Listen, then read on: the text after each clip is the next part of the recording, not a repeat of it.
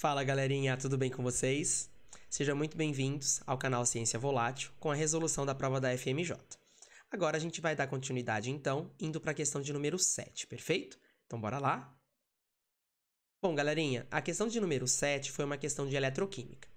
Ele fala o seguinte: em um experimento caseiro para a produção de eletricidade, uma pilha foi construída utilizando parafusos de aço revestidos com zinco, fios de cobre e uma forma de gelo contendo 14 compartimentos. Essa informação aqui vai ser útil no item B.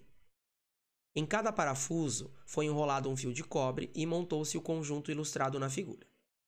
Em cada compartimento da forma de gelo, adicionou-se uma solução eletrolítica de sulfato de cobre e aos polos mais e menos conectou-se um voltímetro que acusou uma DDP de 9 volt. Só que cuidado, esse valor de 9 volt foi menor do que o valor teórico esperado. Considerando os potenciais padrão de redução. Galerinha, já vamos interpretar esses potenciais, O potencial do cobre é o maior. E esse potencial é de redução. Portanto, o cobre vai reduzir. Consequentemente, quem tem menor ERED tem maior EOX, né? Portanto, olha o potencial do zinco. É o menor, né? Então, o zinco vai sofrer oxidação, tá certo? Já era importante a gente analisar dessa forma. Bora para as perguntas, né? O item A. Por que se deve utilizar uma solução eletrolítica na construção da pilha ao invés de água pura? Galerinha, a gente não pode esquecer que o fluxo de energia elétrica ele tem dois circuitos, o circuito externo e o circuito interno. O circuito externo é um fio condutor e quem é responsável pela condução da corrente elétrica num fio condutor são os elétrons livres dos metais. Porém, dentro da pilha, a gente tem algum condutor que geralmente é um eletrólito, Por quê? A gente tem que fechar o circuito, E a água pura não é condutora de corrente elétrica, tá? Portanto, pessoal, o eletrólito, ele é um condutor elétrico, No caso, condutor eletrolítico, a gente também pode chamar, que vai permitir a condução aí por dentro da nossa pilha, tá certo? Portanto, pessoal, letra A. Essa solução eletrolítica, então, ela vai permitir a condução da corrente eletrolítica, da corrente elétrica aí, e vai fechar o nosso circuito. Então, essa solução eletrolítica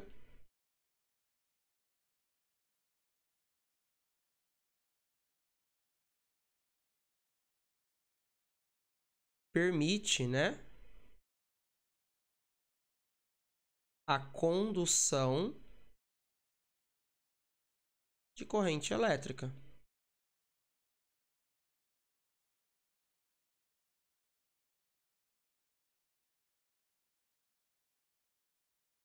O que não seria permitido com água pura.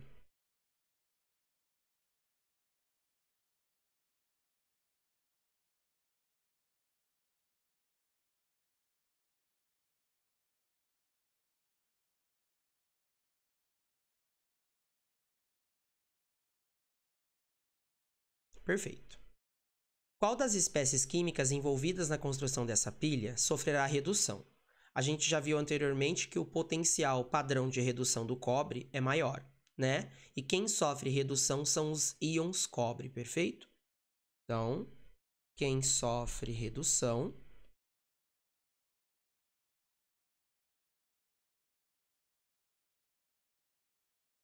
são os íons cobre 2+. E o motivo, é porque tem maior ERED. Maior potencial padrão de redução. Letra B. O que deverá acontecer com a concentração de sulfato de cobre durante o funcionamento dessa pilha? A gente acabou de ver no item A que a concentração de cobre, ela vai diminuir porque ele vai sofrer redução, Se a gente voltar aqui na equação, se o cobre 2+, ele vai reduzir, ele vai se transformar em cobre sólido, cobre metálico. Portanto, a sua concentração na solução vai diminuir. Consequentemente, a concentração do sulfato de cobre diminui, tá certo? Então, galera, na letra B, como o cobre 2+ reduz, sua concentração diminui.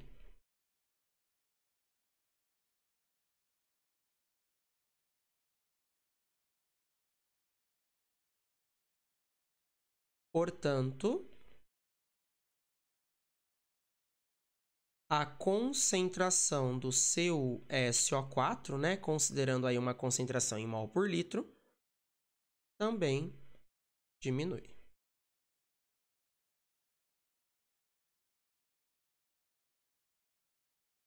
Perfeito. E ainda na letra B, a última parte da questão, ele pede para a gente calcular a eficiência da nossa pilha aí, né, construída, sabendo que é uma relação entre o DDP teórico e o DDP obtido pelo DDP teórico, perfeito? Ele pede a eficiência. Galerinha, a gente sabe que é uma pilha de cobre e zinco, né? Semelhante àquela pilha de Daniell, né? Só que a diferença é que aqui o eletrodo de zinco, né? Ele não está mergulhado numa solução que tem íon zinco. Mas vamos calcular o DDP teórico. Então, ó, o DDP teórico vai ser calculado fazendo o maior ERED, que é o ERED do cobre, né, que é 0,34, menos o ERED do zinco. Só que eu vou fazer isso vezes 14. Por quê, Vini? Porque eu tenho um total de 14 compartimentos, né? Então, eu tenho 14 pilhas idênticas em série.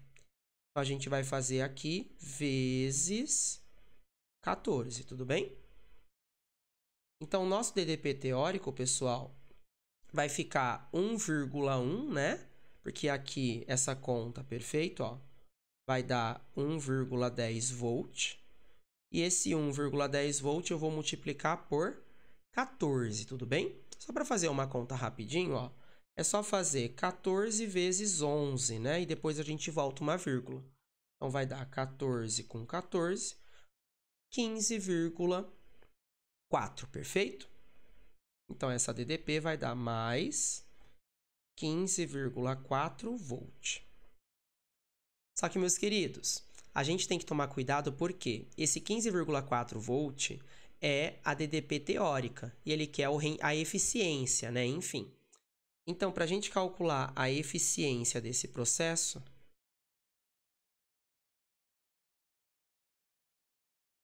a gente vai dividir o DDP obtido, que foi de 9 volt, pelo DDP teórico, que foi de 15,4 volt.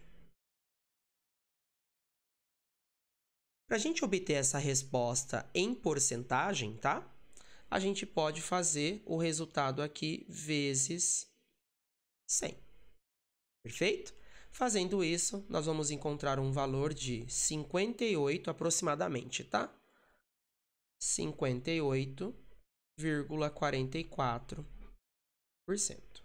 Então, essa é a eficiência do nosso processo, tá certo?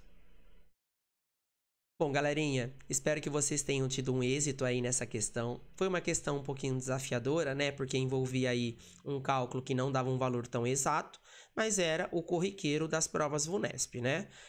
Achar o cátodo, achar o ânodo, achar quem oxida, quem reduz, nessa questão calcular a DDP, e depois fazer uma continha ali, uma questão de rendimento, né? Quando ele fala eficiência, ele está falando um pouquinho sobre o rendimento desse processo. Maravilha?